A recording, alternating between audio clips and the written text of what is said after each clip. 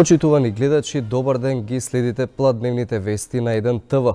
Ден по големиот христијански празник Богојавление Водици, Охрид традиционално го прославува Денот на рибарите. Овој ритуал рибарите го почитуваат и со воодушевување го чекаат, бидејќи скокат од својата најрана возраст. За старите еснавски семејства, ова е вистинско доживување за кое со гордост раскажуваат. Од настанот во живо ја вклучуваме колешката Искра Петческа.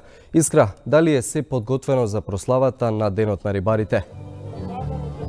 Така, Антонио, добар ден од Охрид, добар ден до гледачите на 1 телевизија. Како што каже, овде веќе се подготвено за и официјално почнување на одбележувањето на Денот на рибарите. Рибната чорба е веќе сготвена, но за тоа нешто подоцна. Зошто Денот на рибарите? Од кога се слави и како се слави? Ке поразговараме со Стефчо Маслов од координативниот одбор за одбележување на празникот Богојавление Водици, а со тоа се разбира на Денот на рибарите. Господине Маслов, што представува Денот на рибарите? Прво, добар ден за гледачите кои следат вашата емисија и добре дојдовте во Охрид да бидете сведоци на еден чин, на еден спектакл своевиден, кој прерасна и стана еден бренд по кој Охрид стана и препознат и пошироко. Значи, Денот на рибарите потекнува од многу одамна, од минатиот век.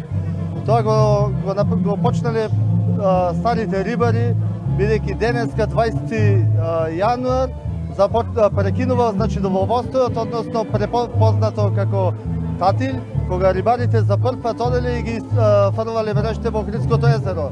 Значи, знаете, во минатиот век христијанските обичаи не биле дозволени, па тие, враќајќи се од кога ќе повожиле мрежите во Охридското езеро, по местноста Сараиште, каде што биле спростури се за нивните мрежи и каде што ги чувале чуновите, ќе се напијале по една топла ракија, по едно вино, па и ќе се скапеле. Тоа го задржавме и ден денес, тоа и традицијата која понатаму ја негуваме, нормално проширена поради големиот интерес со многобројни други обичаи кои ги практикуваме и ден денес, и стана доста препознатливо, па гледате во која масовност и колку луѓе се дојдени денеска пред се да вкустат познатата охридска чорба. Сакам да напомнам, иако сме охриѓани и се наоѓате во Охрид, сепак бидејќи немаме концесионер, нема да пробаме автохтона риба, но гарантирам дека чорбата ќе биде една од највкусните до сега направена. Господине Маслов, барем судејќи според казано, станува збор за огромна количина, што ќе се прави со оваа чорба? Значи вака, 500 килограми на риба е употребена, значи ќе има сигурно 1 тон и 200 вкусна рибна чорба. Она што ќе се искористи, а понатака преку службите на Црвениот крст, во договор со господин Сашо Точко, председател на Црвен крст, ќе биде распределена во сите оние институции, болници каде што е потребна, во оние семејства кои се таргет на Црвениот крст и сите оние кои денеска се спречени да присуствуваат и да дојдат на градското пристаниште, а изразиле желба да пробат охридската чорба. Господине Маслов, ви благодарам за тајните на рибната чорба. Јас ќе го повикам, почитувани гледачи, професорот од Угостителското туристичко училиште Ванчо Питошевски од Охрид, господинот Блаже Јордановски. Повелете, господине Јордановски. Барем вака, јас се надевам гледачите од атмосферата можат тоа да го приметат, делува многу интересно, вкусно, барем мирисот е прекрасен. Која е тајната на оваа рибна чорба? Па тајната врска со чорбата, значи не постои. Секогаш ние го кажуваме и рецептот по кој што се подготвува оваа чорба. Како што кажа претходно соговорникот ваш, имаме значи околу 500 кг риба, 60 кг целиот пашканат, исто толку и морков, 100 литри масло, 60 кг брашно и зачините. Кои зачини? Тие ќе ставиме во тајност. Зошто? За да биде малку поинтересно и за вас и за гледачите. Добро, баре, може ли да ни кажете како успеваат куварите да стават доволно сол, никому да не биде солено, а да не биде ниту па не солено? Тоа е резултат на искуство, значи кој што го имаме, значи не само јас и колегите кои што помагаат околу подготовката. Колку време ви требаше денеска? Чинам од 6 часот утрово бевте овде вака. Колку време ви требаше да ја подготвите? Ние сме денес дојдени точно од 6 часот заради организација во смисла вода и така натаму. Меѓутоа подготовките ние ги направивме во петокот. Значи 20 луѓе беа ангажирани, 10 професори, 10 ученици, кои што ја варевме, ја чистевме рибата, зеленчукот, значи го пржевме и така натам, се што беше потребно направено уште во петокот, затоа што вчера Водици, значи го славевме празникот, а денес бевме подготвени, од 6 часот веќе стартувавме, да. Благодарам, професоре. Се надевам во следна прилика можеби ќе ни откриете тајната за добра рибна чорба. Нема проблем во секој случај. Почитувани гледачи, тоа е ова првично јавување од Охрид, каде што за околу половина час, барем според организациониот одбор, и официјално ќе почне одбележувањето на денот на рибарите, односно ќе се служи оваа рибна чорба што гледачите може да видат зад мене. Антоне, ако има прашања, повеле, ако не се гледам и слушаме во следното издание на информативната програма. Искра, ти благодарам за ова вклучување во живо, им благодарам и на твоите гости. Те очекуваме со нови интересни информации од Охрид во следното информативно издание. Инаку предлог законот со кој се ратификува и влегува во сила Преспанскиот договор беше представен во грчкиот парламент. Најверојатно во понеделник документот ќе биде разгледан од страна на Комисијата за национална одбрана и надворешни работи и се очекува да биде изгласан до петок. Првиот член е потпишан договорот Преспа, вториот се однесува на издигнување на рангот на канцеларијата за врски во Скопје во амбасада и на службата за конзуларни, економски и трговски работи во Битола во ранг на генерален конзулат. Третиот член наведува дека законот стапува во сила по објавување во Државниот весник. Предлог законот од 18 јануари 2019 година беше потпишан од грчкиот премиер Алексис Ципрас и министрите од неговата влада. А во пресред на ратификацијата на договорот од Преспа во грчкиот парламент, атмосферата во Грција е особено вжештена. Закани преку телефон до пратениците кои го поддржуваат решението меѓу Македонија и Грција, плакати со нивни фотографии од една страна, протест против договорот во центарот на Атина од друга страна и кампања од владата за промоција на договорот од Преспа од трета страна. За 14 часот денеска по локално време е закажан протест на плоштадот Синтагма пред грчкиот парламент против договорот од Преспа под слоганот Македонија значи Грција, организиран од така наречениот Комитет за борба за грчкиот карактер на Македонија. Македонија и Грција, откако ќе го ратификуваат договорот од Преспа, мора да го спроведуваат со добра волја. Во интервју за 1 ТВ Танос Докос, генерален директор на Илија Меп Think Tank во Грција, вели дека тврдокорните на двете страни може да ги искористат малите стапици, но мора да се искористи моментумот за целиот регион. Што ќе се смени по ратификацијата? Ratification is one thing, implementation is another. Ратификацијата е едно, спроведувањето е друго. Ја нагласувам потребата да го спроведуваме со добра волја, затоа што ќе има проблеми, пречки и мали стапици што може да ги искористат тврдокорните на двете страни за да предизвикаат проблеми. Важна е добрата волја, да се држиме до договорот. Очигледна промена би било членството на Северна Македонија во НАТО, што ќе биде од голема корист за целиот регион, а потоа и ЕУ, што можеби ќе биде потешко, затоа што Унијата не е многу расположена за проширување, има други приоритети и проблеми. Мислам дека Грција може да помогне со тоа, не само со отстранување на пречката, туку и со активна помош за Северна Македонија, евентуално да стане членка на НАТО.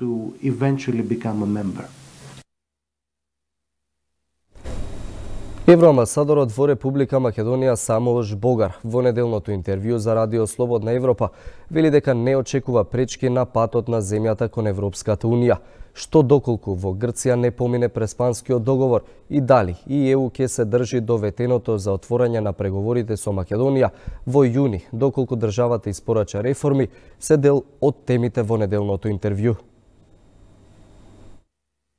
Well, first I have to say that the Prespa agreement, to reach Prespa agreement, you needed determination, commitment and leadership on both sides. And we saw that by signing. We saw then this throughout the ratification process in Sobranje. And I'm optimistic that we will see that also in the process in Greek Parliament, hopefully very soon. So I remain optimistic and I see commitment on both sides to implement the agreement fully. What I see is commitment of the Prime Minister of the Greek Prime Minister to go into the Parliament and get approval for the ratification, and we have to trust his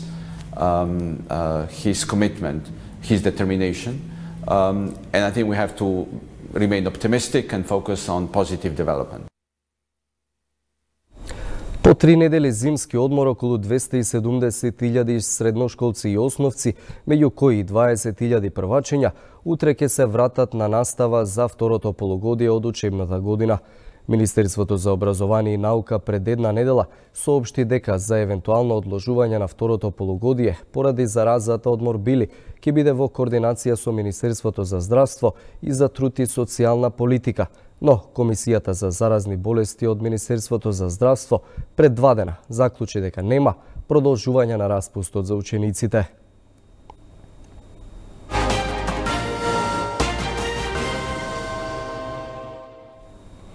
Влезот во НАТО ќе делува како катализатор на економскиот раст во Македонија, вели министерот за финансии Драган Тевдовски. Тој посочува дека стабилноста и меѓународната позиција кој ги добива земјата со членството, кај земјите кои пристапиле кон алијансата резултирале со повисоки инвестиции, поголема економска активност, намалување на невработеноста и кревање на животниот стандард. Тој посочува дека новите инвестиции значат нови работни места, нова додадена вредност, големување на обемот на трговија и зголемена економска активност.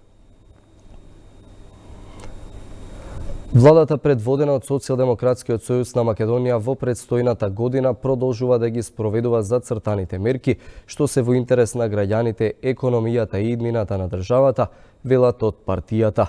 2019 е година во која ќе биде остварено уште едно клучно ветување од програмата за работа на владата. Започнати се подготовките кон средината на оваа година да биде воведена мерката за поврат на 15% данок на додадена вредност за физички лица. Оваа мерка на крајот на секоја година ќе обезбеди дополнителен приход во секое семејство, ќе ја засили куповната моќ и позитивно ќе влијае врз големување на потрошувачката, велат од Бихачка. На ова реагираат од ВМРО ДПМН. Велат СДСМ продолжува бесрамно да ја лажи и манипулира македонската јавност.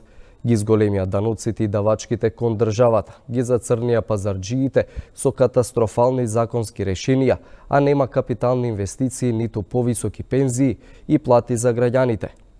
СДСМ ги осиромаши граѓаните со низа лоши законски решенија и погубни економски политики, а сега без срам лаже за некакво си враќање на парите кај граѓаните. Од ВМРО ДПМН оценуваат дека македонската економија и понатаму е последна во регионот, но и во Европа.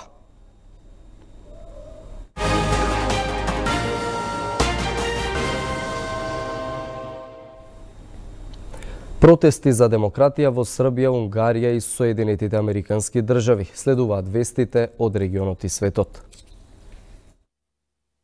Во Белград се одржа 7-ми масовен протест "Стоп на крвавите кошули за демократски слободи" под слоганот "1 од 5 милиони, почнато е". Колона од 10.000 граѓани, повторно долга над 1 километар, се движеше низ централните белградски улици. Организаторите овој пат испорачаа барања до српската опозиција. Сакаме јасен план, никогаш повторно да не дојде до оваа сегашна состојба.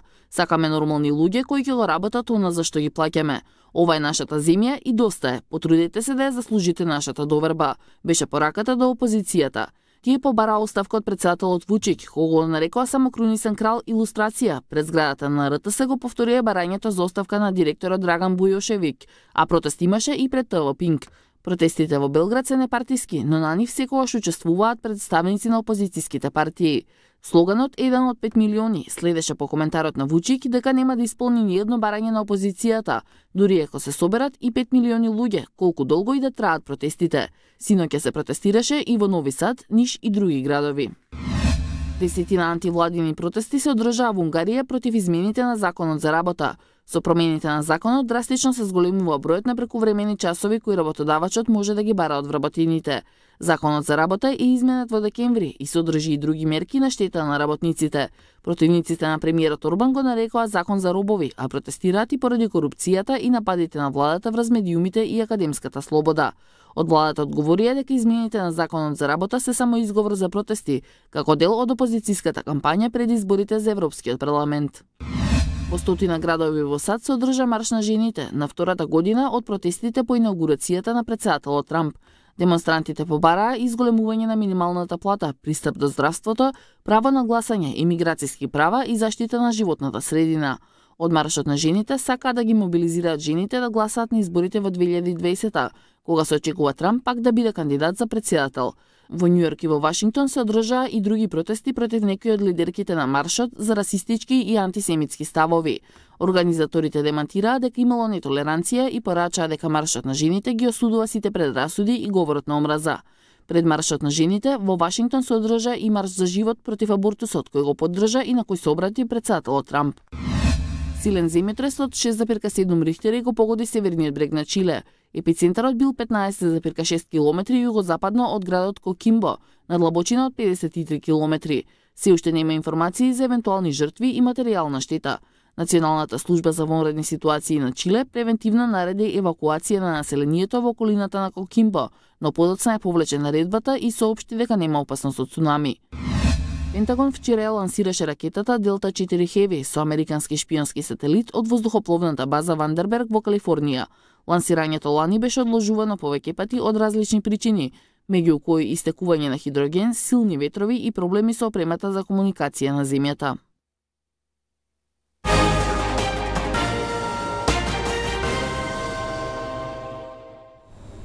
На крајот од вестите и временската прогноза. Продолжува периодот на променливо време со локални, но послаби врнежи од дожд на ниските и од снег на повисоките места и на планините. Сепак повремено локални послаби врнежи од дожд и снег можни се и понекаде на пониските места низ државата, особено на запад и север. Максималните дневни температури на воздухот ќе се искачуваат во интервалот од 3 до 10 степени. Во централните и во југоисточните предели истите има услови да се искачат и над 10 степени. Ова беше последната содржина во пладневните вести. Следното информативно издание во 16 часот. До тогаш информирајте се на 1tv.mk. Имајте пријатен ден.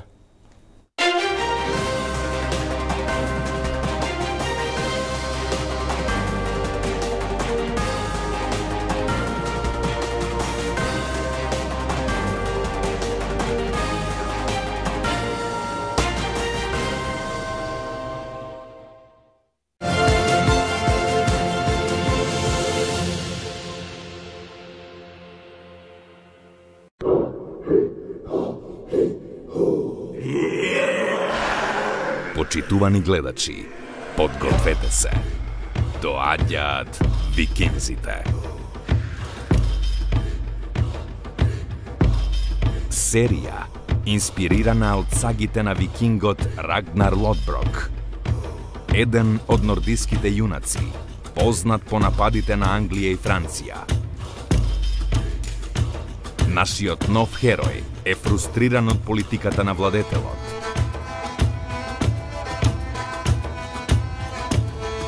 А таа фрустрација ќе го натера да предизвика битка за превласт.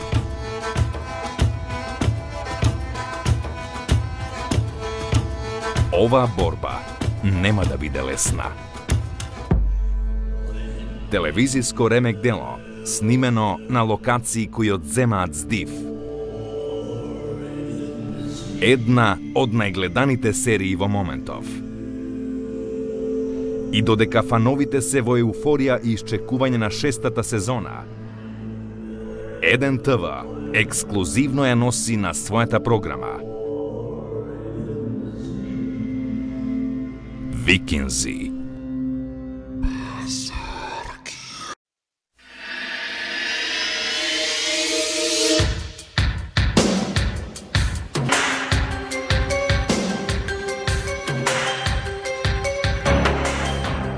Пред десетина години во Македонија падна еден од најголемите шверцери на дрога во овој дел на европскиот континент.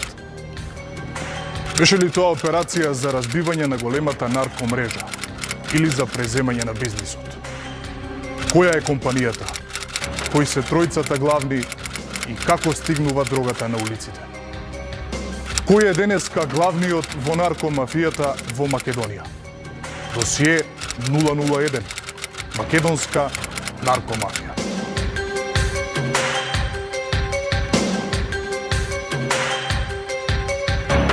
Во чија корист работат македонските банки? Има ли во нив перење пари, лажни кредити, криминално купување на акции и злоупотреба на службената положба од овластени лица? И која е македонската банка која што го чува кешот на бившите функционери во Македонија? Досие 002. Валкани банки.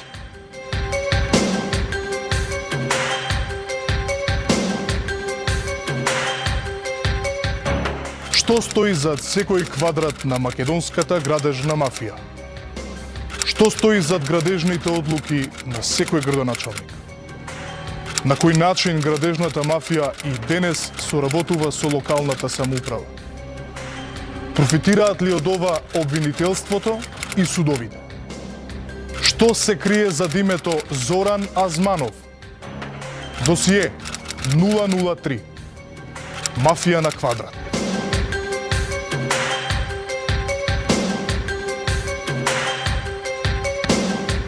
Сопружниците кои го урнисаа македонскиот правосуден систем.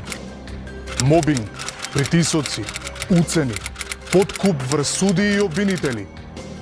Кои се тројцата судии кои што го изгубија своето здравје поради желбата за моќ на сопружниците? Досие 004. Филимена и Михајло.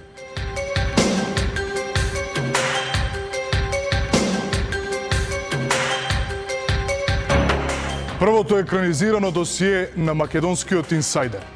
17 февруари, 22 часот.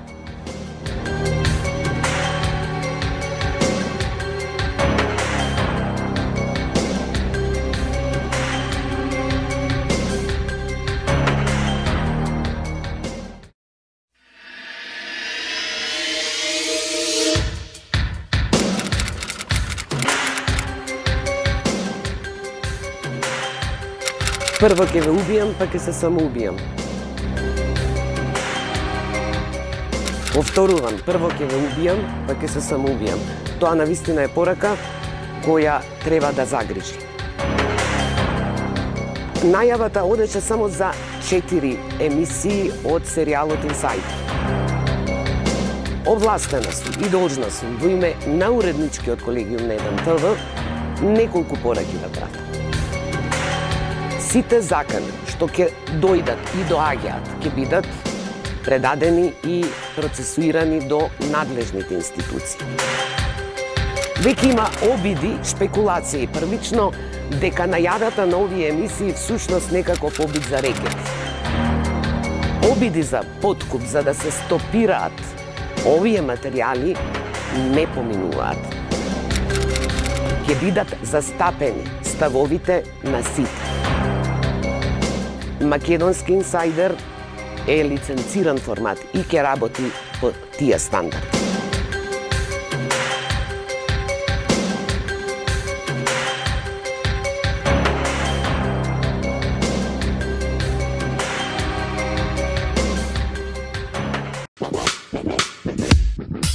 Во новото издание на Недела во 3 зборуваме на тема родителство како една од најтешките професии.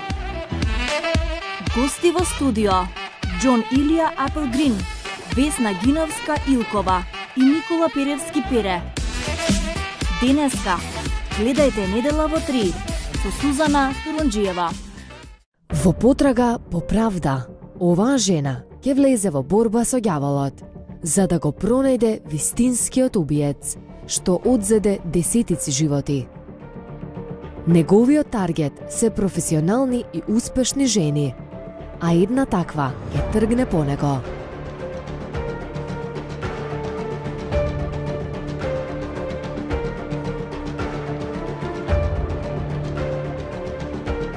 Како што се стеснува обрачот околу него, ловот по убиецот станува се поочајнички, а тој уште поопасен од претходно. На Еден ТВ, Серија што ќе го освои вашето внимание. Британски психолошки трилер, во кој играта на нерви и возбуда никогаш не била подраматична. Падот.